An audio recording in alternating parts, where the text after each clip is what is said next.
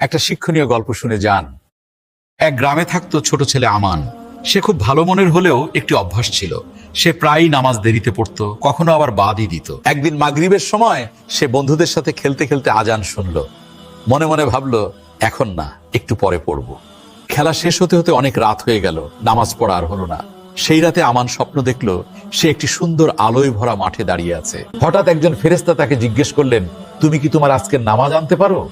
আমান চারদিকে খুঁজলো, কিন্তু নামাজটি কোথাও নেই। ভয়ে সে বলল, আমি তো পড়িনি।